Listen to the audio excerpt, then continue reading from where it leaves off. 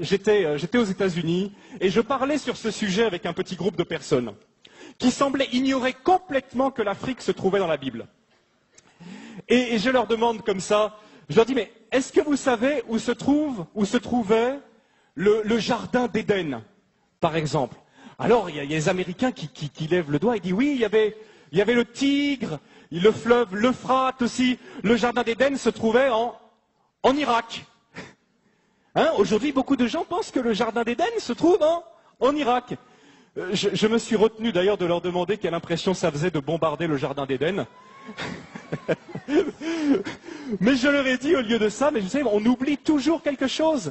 Regardez ensemble rapidement, parce que c'est quand même beau. Pour voir que, quand même, on oublie, mais le plan de Dieu pour l'Afrique est très tôt. Regardez dans Genèse chapitre 2 avec moi.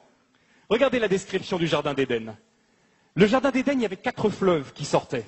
Qui étaient ces fleuves et où étaient-ils? Du pays d'Éden, chapitre 2, Genèse, chapitre 2, verset 10. Du pays d'Éden sortait un fleuve qui arrosait le jardin, et de là, il se divisait en 4 bras. Le premier, c'est le Pishon. Il contourne tout le pays de Havila, au sol gorgé d'or et excellente qualité. Le deuxième fleuve s'appelait Gihon. Il parcourt toute l'Éthiopie, ou dans certaines versions, le pays de Couche. Et le troisième fleuve, c'est celui qui coule à l'orient de la Syrie, c'est le Tigre. Et le 4e fleuve, c'est l'Euphrate. Regardez, la Mésopotamie, l'Irak, le pays de Havila, qui est probablement vers la Somalie, et tout le pays de l'Éthiopie. Le jardin d'Éden, ce n'était pas le jardin qui est derrière la cour de la maison. Hein. Le jardin d'Éden, c'est un jardin immense qui couvrait plusieurs pays, dont l'Éthiopie. Quels sont les noms qu'on donne à l'Afrique dans la Bible? Les noms qu'on donne à l'Afrique, ce sont Couche, qui veut dire Éthiopie, Mitzraïm, qui veut dire l'Égypte, et Put, qui veut dire la Libye actuelle, la Cyrénaïque. Au temps biblique, et jusqu'à une époque, jusqu'à peu près au 4-5e siècle après Jésus-Christ, ces 3 régions qui couvraient toute l'Égypte, la Libye, le Soudan, l'Éthiopie, toute la corne de l'Afrique, regroupaient probablement 80% de toute la population du continent qui était très peu peuplée. Donc toute l'Afrique, presque, se retrouvait à Couche, Mitzraïm ou Pouth. Et, à la surprise générale pour certains, c'était des pays noirs. À l'époque, c'était des pays noirs. Vous savez, souvent, quand on pense à l'Égypte, on ne pense pas à l'Égypte comme un pays noir, n'est-ce pas? Hein, on a eu même, quand on est dans les années 50, 60, les péplums sur l'Égypte. Comment elle est, Cléopâtre? C'est Elizabeth Taylor. Elle est toute blanche. Mais la réalité, c'est complètement différent.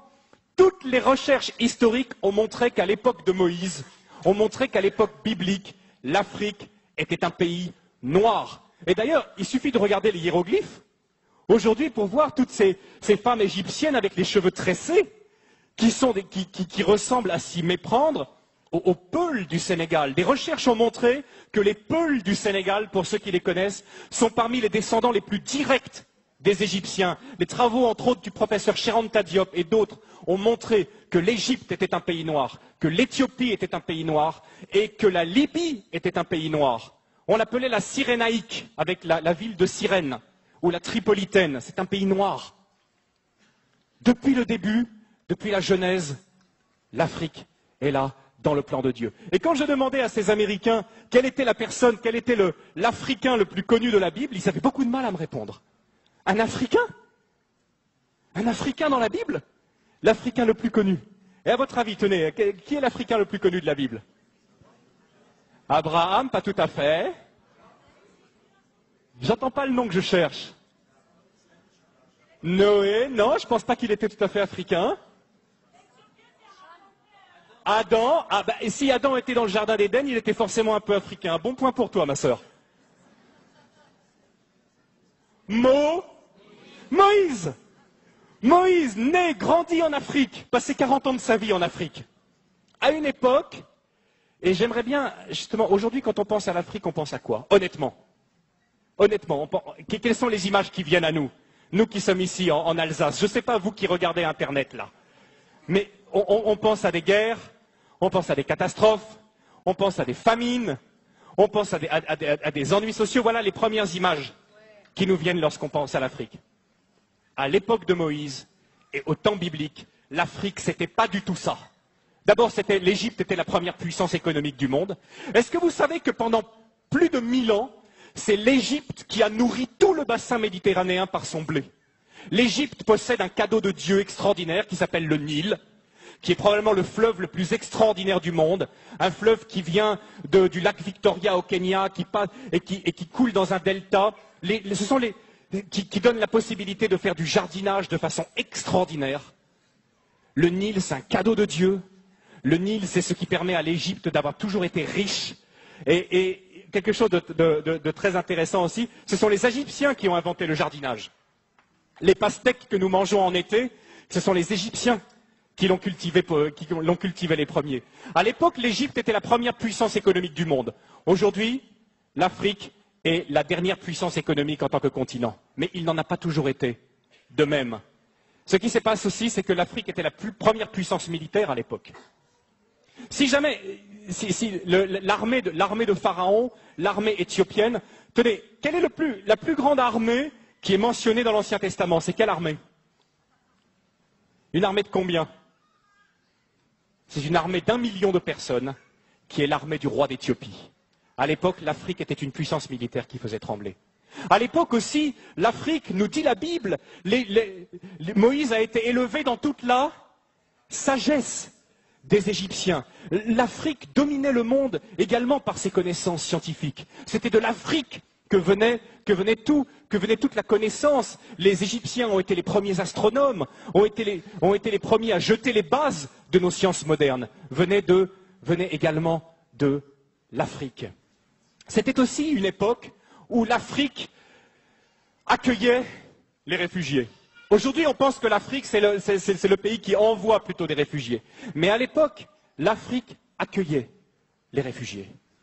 Est-ce que lorsque vous lisez la Genèse, lorsque vous lisez même à peu près tout l'Ancien Testament, vous voyez que toujours le peuple de Dieu a été tenté et l'a fait à certains moments d'aller se réfugier en Égypte, en Afrique. C'est là qu'ils trouvaient le repos. Et le Seigneur a dû leur apprendre difficilement au travers de toute l'Exode à ne plus compter sur cette grande puissance mondiale. Et si Dieu a humilié l'Égypte, il n'a pas humilié un pays faible, mais il a humilié un pays qui était la première puissance mondiale. Comme aujourd'hui, si Dieu choisissait d'humilier une nation puissante, il choisirait probablement d'humilier ou les États-Unis ou l'Europe, qui nous glorifions de notre technologie, de notre puissance, de notre force militaire. Donc Dieu a dû apprendre à son peuple à ne pas compter, à ne pas dépendre de la puissance des hommes, mais à compter seulement sur sa puissance. Quelque chose de très important que souvent on ne connaît pas, c'est que lorsque la reine de Saba était une reine africaine. Amen. Je ne sais pas si vous le savez, c'était une reine noire, c'était une reine africaine. Et les Éthiopiens, aujourd'hui, basés aussi sur des recherches intéressantes, montrent que probablement la reine de Saba était la reine de tout le royaume d'Éthiopie à l'époque. Elle était allée chercher la sagesse auprès de Salomon. Et que dit aujourd'hui l'Église là-bas en Éthiopie? L'Église, dans sa tradition, dit que Salomon et la reine de Saba ont eu un enfant, que cet enfant est devenu Ménélik Ier, le premier empereur d'Éthiopie, qui a été la plus longue dynastie du monde jusqu'à la chute de l'empereur Haïlé Sélassié dans les années 70, qu'on appelait le Négus. Et sa filiation remontait à Salomon lui-même. Salomon lui-même, Ménélik, le Négus. Dieu a toujours pris soin. Vous savez, en plus, aujourd'hui, on s'aperçoit qu'il n'y a aucune explication rationnelle à la présence d'un si grand nombre de Juifs en Éthiopie, qu'on a appelé après les Falachas, qui sont revenus en Israël. Christian connaît bien cette histoire.